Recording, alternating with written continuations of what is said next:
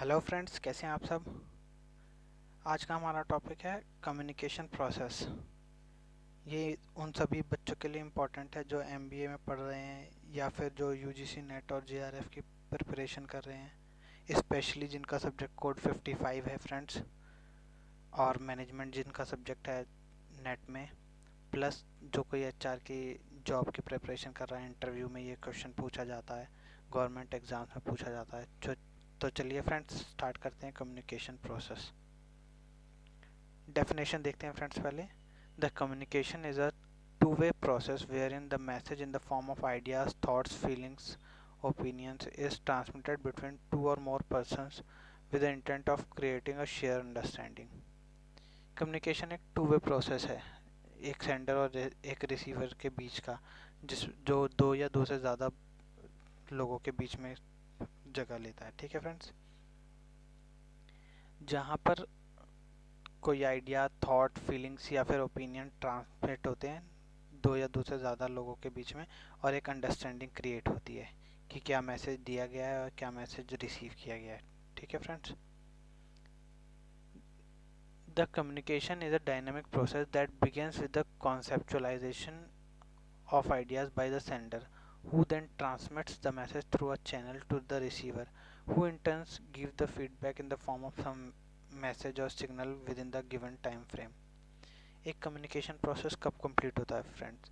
ये dynamic process है जो एक आइडिया कॉन्सेप्चुअलाइज होता है किसी के ब्रेन में, सेंडर जिसको बोलते हैं, और वो फिर इस मैसेज को किसी चैनल के थ्रू भेजता है एक रिसीवर के पास, जो कि वापस कुछ फीडबैक भेजता है किसी मैसेज के फॉर्म में या फिर किसी सिग्नल के फॉर्म में। तब जाकर एक पूरा ये जो कम्युनिकेशन प्रोसेस है कंप्लीट होता है। ठीक है फ्रेंड्स, ये देखिए एक चार्ट, यहाँ पे सबसे पहले सेंडर, उसके बाद मैसेज एनकोड होता है, फिर मैसेज, उसके बाद चैनल के थ्रू वो मैसेज ट्रांसफ़र करता है, रिसीवर को रिसीव होता है, रिसीवर उसको डिकोड करता है और फिर उसको फीडबैक देता है सेंडर को। ठीक है फ्रेंड्स, और ये जो नॉइस है फ्रेंड्स, ये बीच बीच में डिस्टरबेंस है या फिर और भी जो ऑब्स्ट्रक्शंस हैं जिसकी वजह से वो मैसेज की जो ओरिजिनल फॉर्म है वो थोड़ी बहुत चेंज हो सकती है। ठीक है फ्रेंड्स, अब एक एक करके इनको देख लेते हैं क्या क्या चीज़ें हैं। Sender. The sender or the communicator is the person who initiates the conversation and has conceptualized the idea that he intends to convey it to others.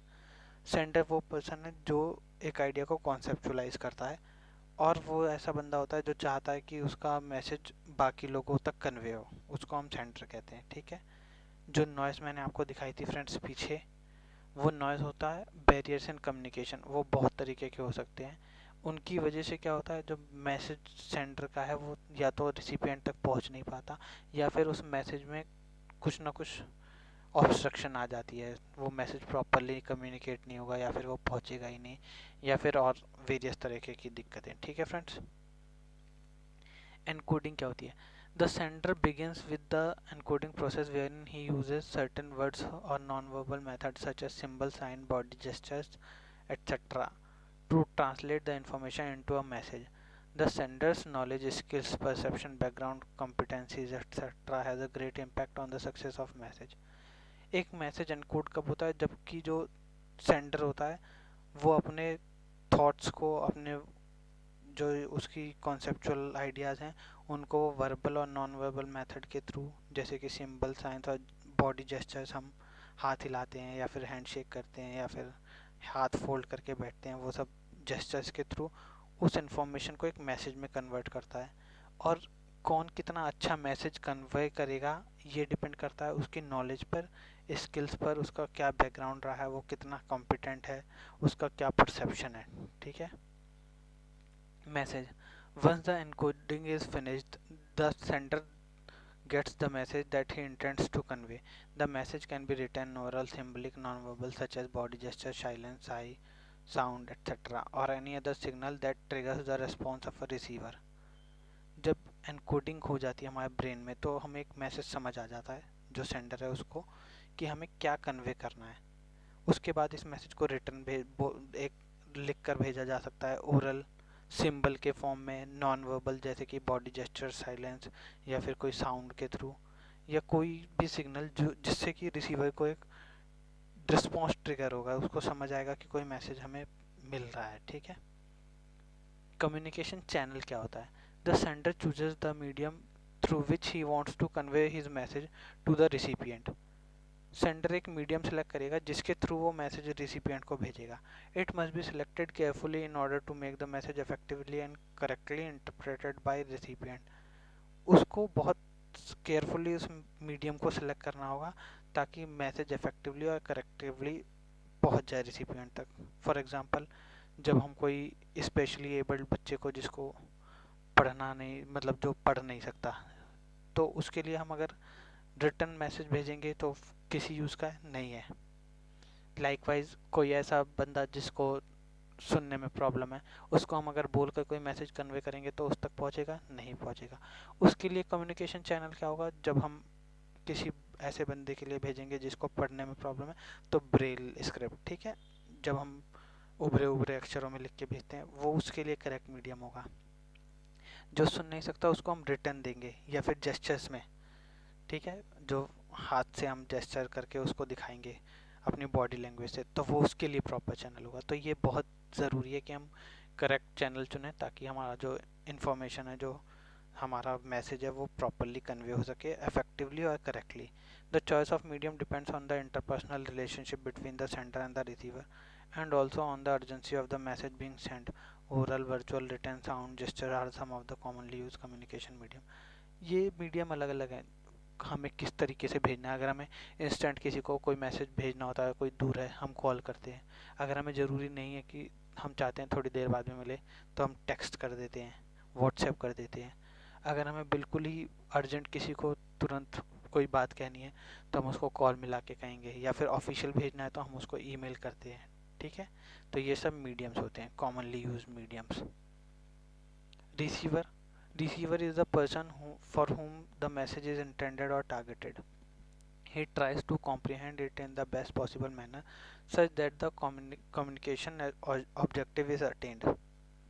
The degree to which receiver decodes the message depends upon his knowledge of the subject matter, experience, trust and relationship with the sender. देखिए friend, जो एक receiver है वो बंदा होता है जिसको हम मैसेज इंटेंड करना चाहते हैं, जिसको मैसेज कन्वे करना चाहते हैं। वो मैसेज अपनी तरफ से पूरी कोशिश करता है कि पूरा ग्रैस्प कर पाए, पर कितना इफेक्टिवली वो ग्रैस्प करेगा, हम ये माने अगर कि 100% प्रॉपरली मैसेज ट्रांसफ़र हुआ है, तो वो उस 100% में से कितना ग्रैस्प करेगा, वो डिपेंड करेगा उसकी नॉलेज पर, उस मैटर पे, उसका क्या एक्सपीरियंस है, उसका ट्रस्ट एंड रिलेशनशिप कितना है। कोई मैसेज ऐसा होता है, हम कुछ मैसेज भेजते हैं, उसका मीनिंग कुछ और निकल जाता है, या फिर कई बार हम कुछ और बात कहना चाहते हैं, सामने वाला किसी और मूड में होता है, तो वो उसको कुछ किसी और तरीके से इंटरप्रेट कर लेता है। ये सब चीज़ें डिपेंड करती हैं एक्सपीरियंस पे, ट्रस्ट पे, रिलेशनशिप पे। ठीक है फ्रेंड। बट रिसीवर कोशिश यही करता है कि वो उसको बेस्ट पॉसिबल समझ पाए। डिकोडिंग क्या होती है? डिकोडिंग वही पार्ट होता है, here the receiver interprets the sender message and tries to understand in a best possible manner. An effective communication occurs only if the receiver understands the message in exactly the same way as it was intended by the sender. Decoding वही process होता है जिसमें जो receiver है वो उस message को decode करता है, समझता है कि क्या बोला जा रहा है। और एक प्रॉपर कम्युनिकेशन तभी माना जाता है जब जो बात कही गई है और जो बात समझी गई है वो दोनों एग्जैक्टली सेम हो और प्रिसाइज हो। ठीक है फ्रेंड्स। उसके बाद जब ये बात समझ लेता है तो ये फीडबैक भेजता है, जो रिसीवर है किसी मैसेज का। फीडबैक क्या है? फाइनल स्टेप है friends. The feedback is the final step of the process that ensures the receiver had received the message and interpreted it correctly as it was intended by the sender. The It increases the effectiveness of the communication as it permits the sender to know efficacy of his message. The response of the receiver can be verbal or non-verbal. जब एक message भेजा जाता है, receiver उसको पढ़ लेता है, समझ लेता है, उसके बाद एक रिप्लाई भेजा जाता है, फॉर्मली भी और इनफॉर्मली भी। जब हम किसी की बात को ओके लिखते हैं या फिर हम एक्नॉलेज करते हैं कि हाँ हमें ईमेल मिल गई, या और भी कुछ हम फेस हिलाते हैं ओके की जेस्चर में, तो वो सब हमारा फीडबैक होता है, जिससे कि जो हम सेंडर है वो समझ जाता है कि उसका मैसेज कन्वे हो चुका है, और हम उसको बताते हैं कि हाँ, जैसा उसने हमको बताना चाहा वैसा हम उस मैसेज को समझ गए हैं।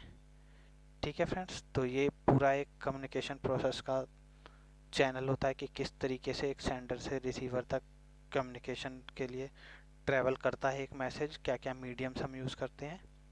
ठीक है फ्रेंड्स, उम्मीद है आप लोगों को ये वीडियो अच्छा लगा होगा। अगर अच्छा लगा है तो प्लीज़ मेरे चैनल को सब्सक्राइब कीजिए।